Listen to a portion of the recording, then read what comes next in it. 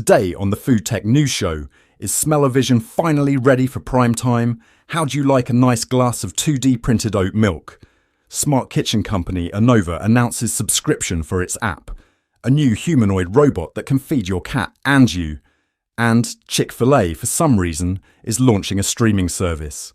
All this coming right up on the Food Tech News Show.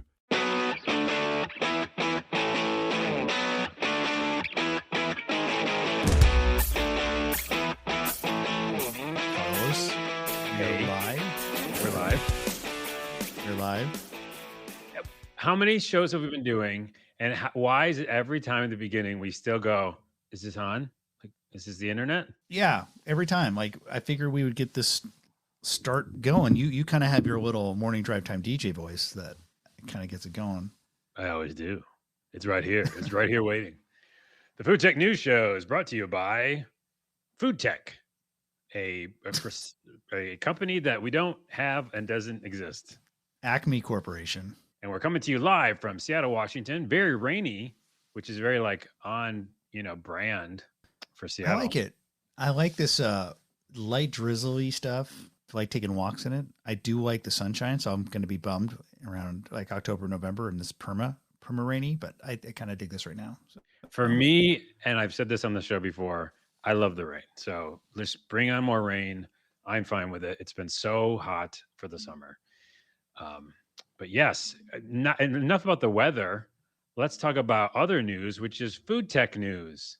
This first story, I've been thinking and writing about the idea of smell-o-vision probably more than most people, which is a weird thing to think about. And this is a thing that's people have been trying to do since the early 1900s. Actually, in the 1800s, people tried to do it in theaters. And in the 1900s, they tried to do it in movie theaters. And essentially this pairing of smell with video entertainment.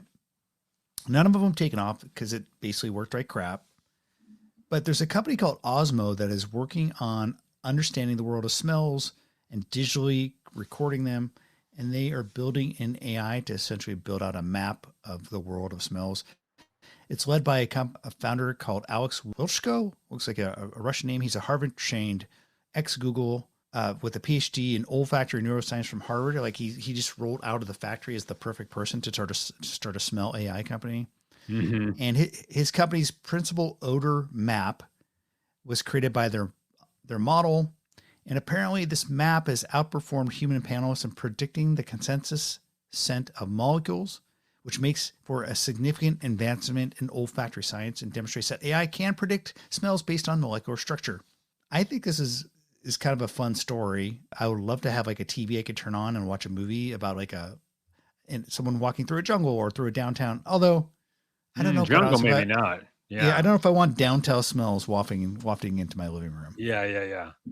No, I tell you one thing. For one, it's similar to a story we covered, I think last week, about calorie counting, AI and calorie counting. And there's a lot of research being done around all this food tech stuff.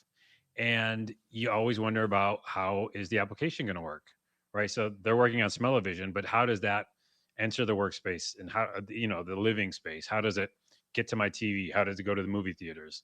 What are the companies that are building that thing to produce those smells? So while he's, and they are probably working on a lot of really cool technology around it, I'm all for it. But yeah, how do we deliver it, right? Good question.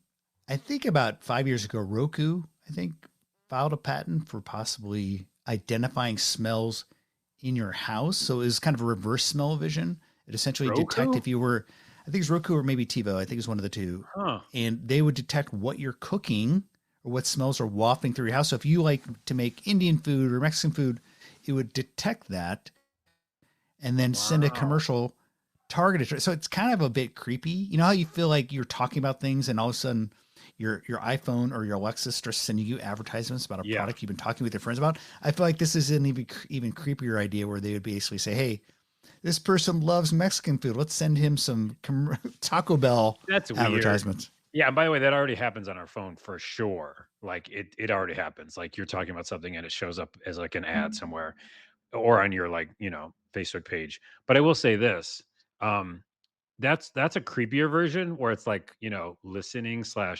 figuring out what you have. I wouldn't want that. I would want kind of what you said earlier is like, I'm watching a movie In this kind of age where we watch a lot of stuff on a computer or our phone, it's always fun for me. I think we talked about this too off podcast. Just sit down in front of the TV, the big TV that you paid for, and just watch a movie for a while. Just unplug in a way and experience this huge thing like Dune or something. And with that, Dune is a good example. The sand, right? Like you can smell the sand a little bit. You can smell the creepy caverns they're in or something. I think that would be amazing. If you've seen the technology that has the lights behind the TV, do you have that yet? It's really cool where I don't have it either yet, but I want to install it. It goes behind the TV and it follows what's happening on screen. So if you're in a dark red room in the scary movie, Got it. it Sets projects the red on mood. the wall. It sets the mood. Yeah. But it follows like the entire movie. So if you put that together with smell, man, I'm all in. The trick is creating some sort of technology that can do a multitude of smells rather than just like create, hey, a single smell of pine or whatever. Because you think about how, the odor industry is a big one, right? Like you get candles and all these scents that are created, artificial scents that go into lots of different things. But to get something that essentially would be a multi smell printing device or kind of device that spits it out in the environment, that would be difficult. But getting back to this idea of detecting your smells in your house, I felt a lot about, I think Sebastian Rupley wrote an article for us a while ago about this idea of essentially a multi-sensor that would go into your kitchen that would be able to sense not only sounds, but also what kind of the humidity and pressure, and maybe just senses molecules. And as sensors get smarter and you get these multimodal sensors in your home, I think that's probably at some point going to come. One of them obviously could be a smell sensor. And I think it's not out of the realm of possibility to say, hey, this person's in a human environment. This person is in a place that smells a lot like tacos or whatever, and then totally start to tailor things in terms of commercials, et cetera, towards that. It's kind of creepy, but I think that's not out of the realm of possibility.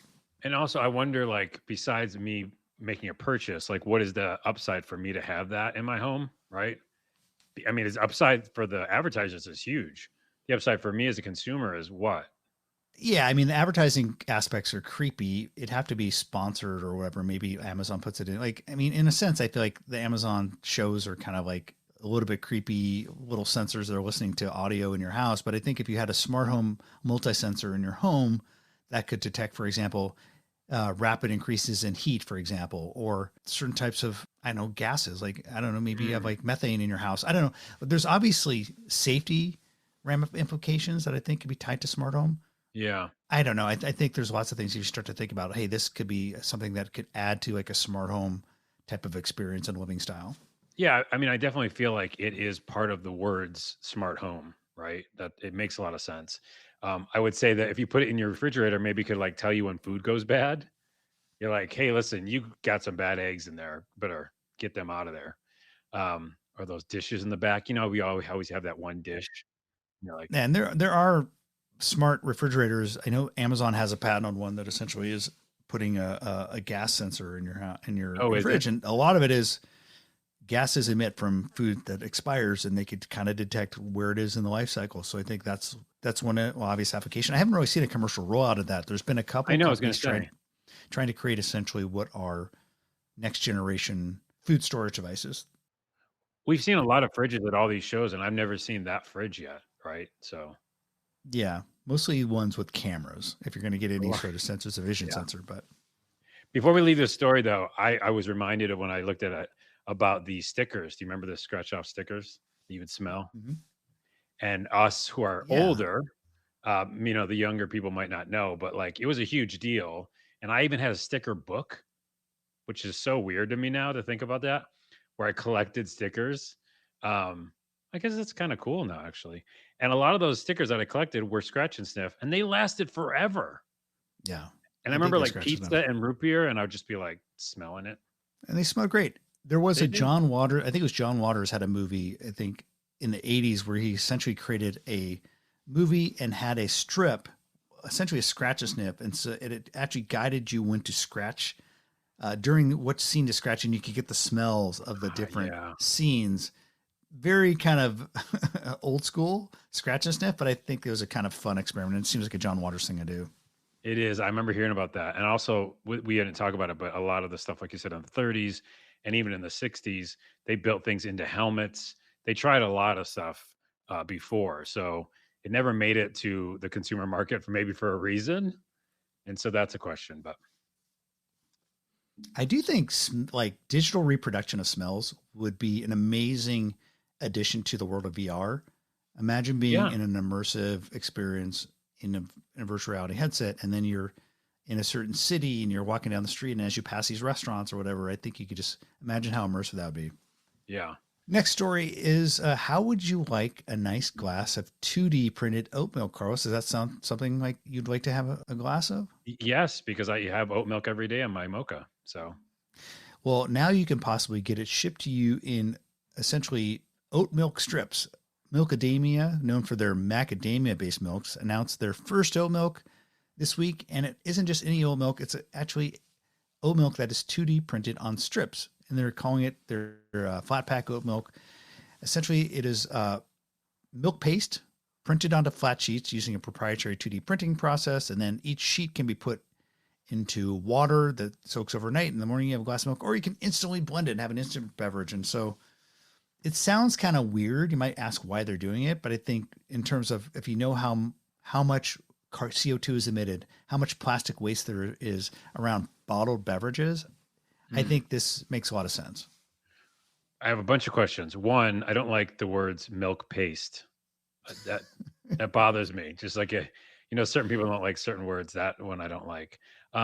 Secondly, yeah, the use case is confusing to me. So I buy oat milk in those, cardboard containers or whatever, like Mhm. Oatly, and so I don't know what the waste is there, what the issues are with that packaging, but it seems pretty efficient, and that thing lasts forever, right? Like it's on the shelf when you buy it.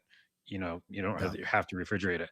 So I feel like what are they helping me with Well, they this? claim that it reduces the CO2 footprint by 92% and it reduces the packaging waste of 85%. And I think Hmm. you don't think about the the CO2 and the environmental impact of beverages nearly as much as you do of meat, but beverages, liquids just weigh so much. So you have to haul these things from the factory. You're doing it in big trucks, then you haul it from the grocery store to your house, and it just is a lot of moving stuff around. And then if you're moving just beyond milk, let's just talk about beverages. Like there's all this plastic waste for bottled water, et cetera. So I do think the beverage industry has a huge environmental impact. And so I think that's what they're thinking. They're just trying to think of innovative ways to basically let people make it at their home because Yeah. everyone has running water, everyone has tap water. I want you to just essentially deliver the concentrated version of oat milk to your house and you can make it at home. The only way I'd do it though is with a blender because I'm not putting anything in my refrigerator overnight. Come on, come on. This this is an immediate, modern society where we need things right away. And I wake up in the morning, I'm going to make a mocha, but I didn't put the stuff in last night. It's never going to happen.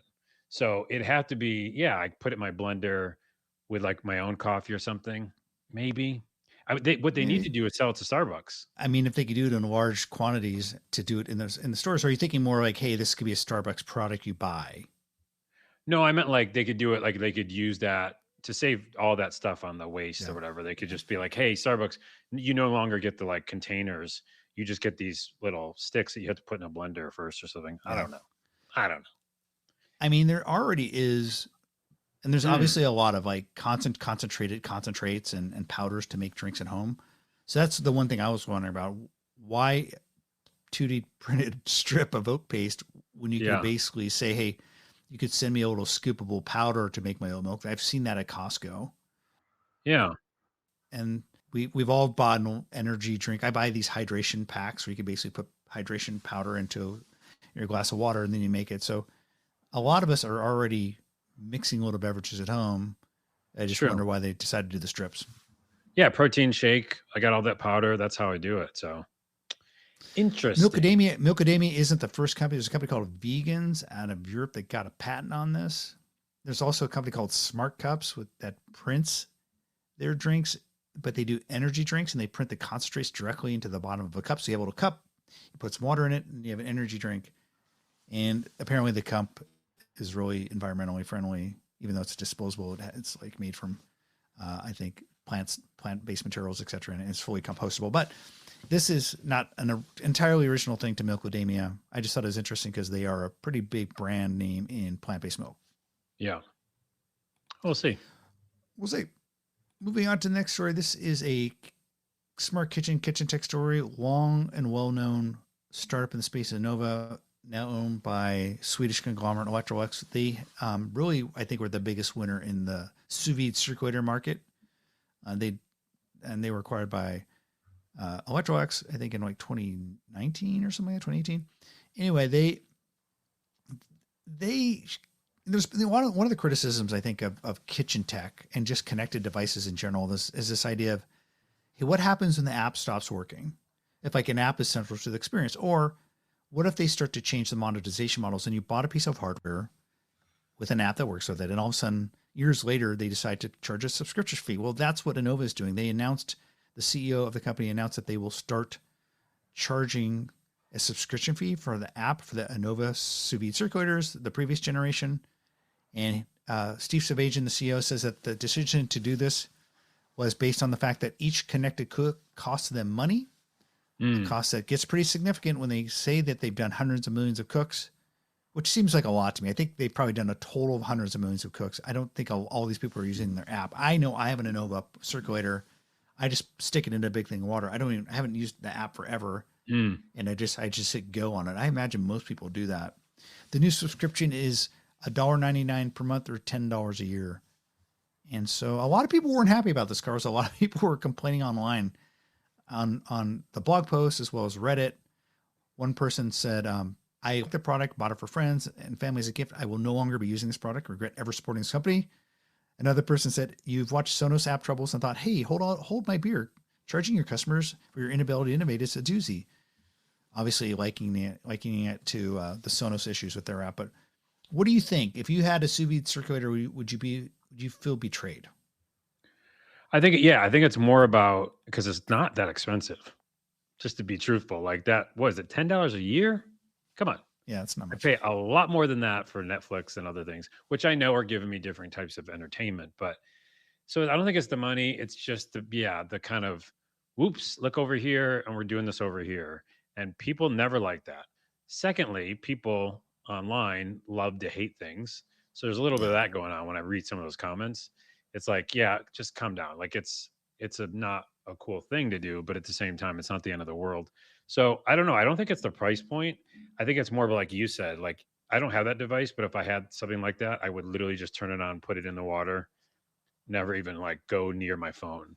I like the fact that it is the technology in just a device, and I think maybe that's a ton of people bought it for that, and they weren't really thinking about that, mixing it together with the app. I don't know if you remember, but the Chef Steps Joule sous vide circulator was app only control. Like you needed the app to make it work. And part of the reason I think people liked the Nova was the fact that you can actually just use the physical controls on the device. So it would be a completely different reaction. I think if Chef Steps said, hey, we're going to charge you for this app. I think you're right. It's a vocal minority. A lot of people complaining online, but I don't know at the end of the day it's a big deal. But I do think it speaks to the fact that, hey,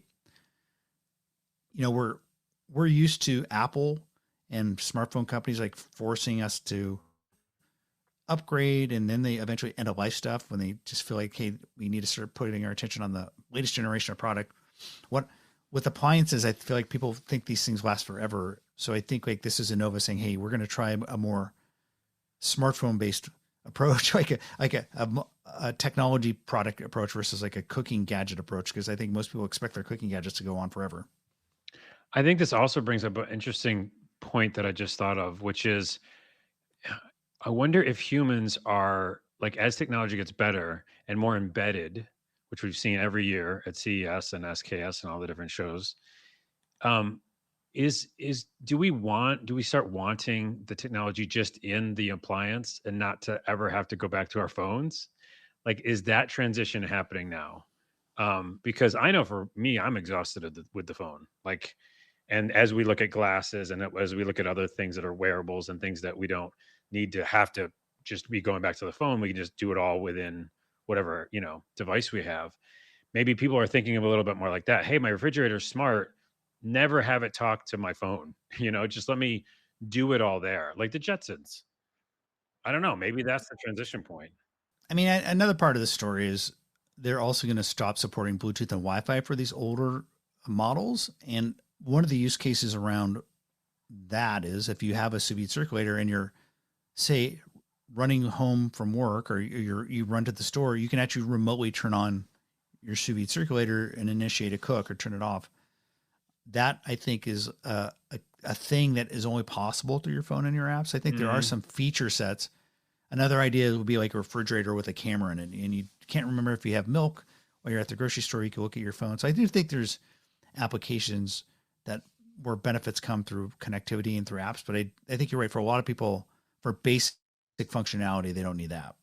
Yeah, it depends on what you're using the device for. Like if it's just like straight cooking, the refrigerator and talking to your phone. But again, in the future, that will probably just be your glasses. You'll be like, what do I have what's in the fridge?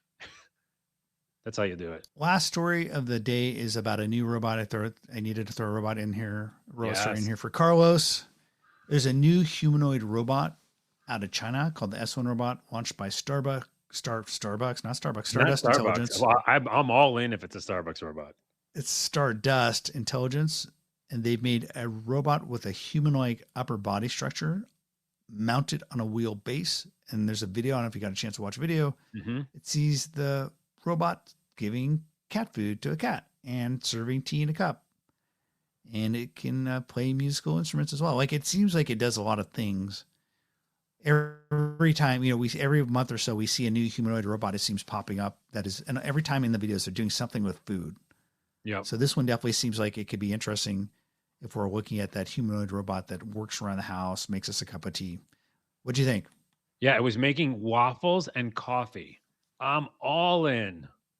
Are you kidding me? That's a perfect morning. The robot is making coffee and waffles and just gives it to me, and I wake up and it's there.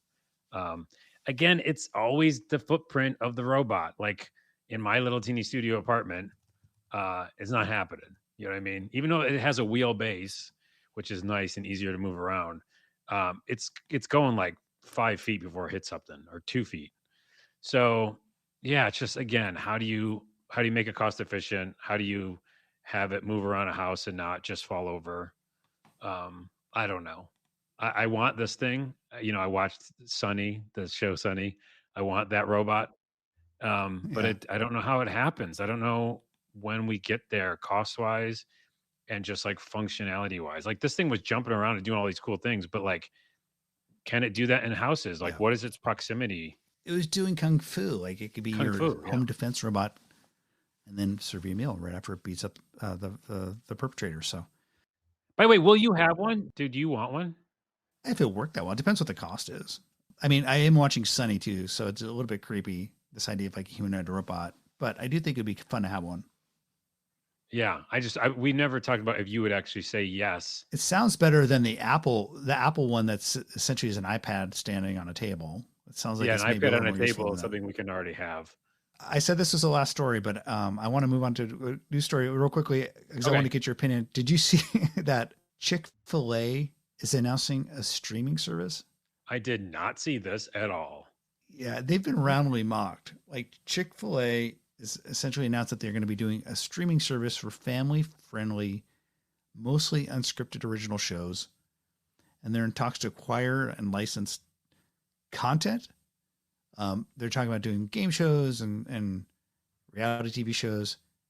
And it just sounded like it's gotten so roundly talked about and kind of mocked online, I think. And what was funny is some of its competitors, their social media accounts have just made hay with this. It's been pretty funny them getting mocked by it. So anyway, I just thought it was such a weird thing. Like a food company, a fast food company is talking about doing a streaming service. It is very weird. Now, when you said family friendly, I'm a little confused. Now, Chick-fil-A is owned by, what is it again? I think they're similar to Hobby Lobby in that they have, I think, essentially Christian-based owners. So I think that, they are closed on Sundays. So they do they kind of present as a family values Christian-centric organization. So for some reason, they think that they also now have to do Christian content. I think they're always family-friendly. That's what I was getting at. That was what I was getting at. Yeah, that's the low-hanging fruit there, the elephant in the room. Yeah, they just want to maybe promote more of their message, and they're going to do that through streaming. I mean, I don't know. It does seem like people love the sandwiches. The sandwiches are good. The brand's been growing a lot. Maybe there's some ways to cross promote. You buy a sandwich, you get a month free of like your subscription or whatever. Oh yeah. You get on like there's probably these cross promotions you can do. I think like an obvious thing is to do content about like inside Chick-fil-A. Like, hey, here's the life of a Chick-fil-A worker. That'd actually be kind of interesting. I would probably watch that. I'm just wondering if why Chick-fil-A feels like they need to do a full streaming service. It's very weird. By the way, that documentary on Chick-fil-A could just be on YouTube, so I don't need to pay a streaming service for that. I don't want any family friendly. Sorry, I don't have a family at this point, and I'm not looking for family friendly content that I would pay for in a streaming service. And if they just do deals with other companies, that content's everywhere else. So I don't know why they would do this. It's weird to me. So you're not going to be subscribing? I'm not subscribing, but I'll have the sandwiches. But what if you get a month free with your chicken sandwich? I'll take it, I guess. What do you want me to do? Not take a free thing? I'll take it, and then I'll not subscribe at the end of the month. All right. Now I want Chick-fil-A though. I know I just said maybe I don't need their family friendly service, but I definitely like their sandwiches. Little pickles on them. Sandwiches. I feel like they're overrated. They're good. I didn't say they're great, but I really like them. Well, they just came to Washington State, I think, a couple years ago, and the lines are ridiculously long. Yeah. And I just didn't get the excitement because I went and had one, and it seemed like it was like this warmed over chicken sandwich. It wasn't special. Warmed over? You got a bad one. I mean, compared to like Kentucky Fried or like even like McDonald's, I don't know if it's much better. Popeyes too. I think we have one or two Popeyes, not too many of them, I don't think. But yeah, I think maybe we don't have any Popeyes, but I like the spicy chicken sandwich with the pickles. I'll eat that any day of the week as long as it's fresh. No, you got a bad one maybe. And again, it's not a great sandwich, but it's very good. And I'd put it alongside anything else I would get from fast food. Okay. But yeah. Anyways, this has been the Chick-fil-A review. And that marks the end of our podcast. And anything else, Carlos? Any final parting words? Yes, please. Everybody go to our YouTube channel and subscribe. We have tons of videos, news shorts, podcast clips from a podcast like this one right here you're listening to or watching.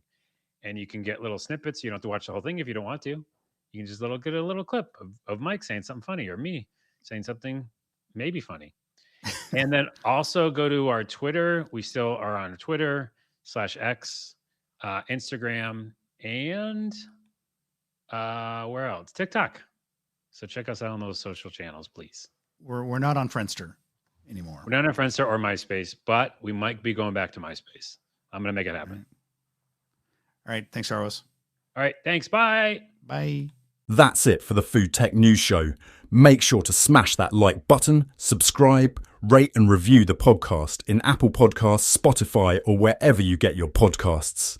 Until next time, I'm Russell, a voice AI, unlike Mike and Carlos, at least I think.